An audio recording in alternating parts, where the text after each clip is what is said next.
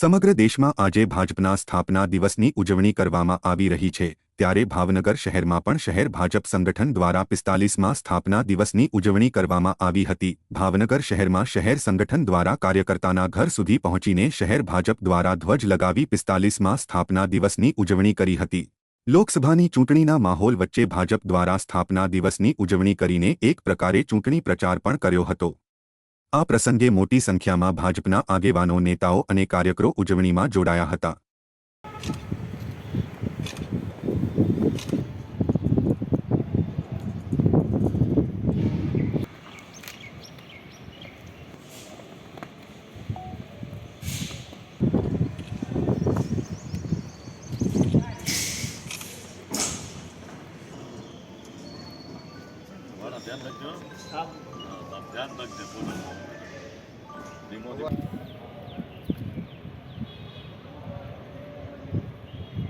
भारत माता के जय।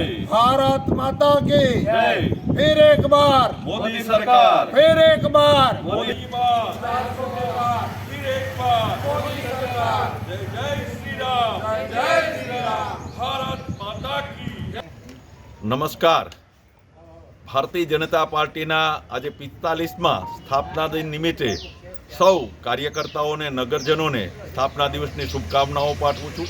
આદરણીય મોદીજીના નેતૃત્વમાં છેલ્લા એક દશકામાં જે રીતે વિકાસની હારમાળા દેશમાં સર્જાણી છે, ત્યારે 2024ની ચૂંટણીને ગણતરીના દિવસો બાકી છે, ત્યારે દેશની જનતા મોદીજીને ત્રીજી વાર વડાપ્રધાન તરીકે બિરાજવા માટે થનગની રહી છે। આ નિમિત્તે ગુજરાત ભારતીય જનતા પાર્ટી દ્વારા સમગ્ર ગુજરાતમાં દરેક કાર્યકર્તાઓને, ત્યાં શુભેચ્છકોને ત્યાં ઘરે જઈ આજના દિવસે ભારતીય જનતા પાર્ટીનો ધ્વજ લગાવવાનો કાર્યક્રમ રાખ્યો છે।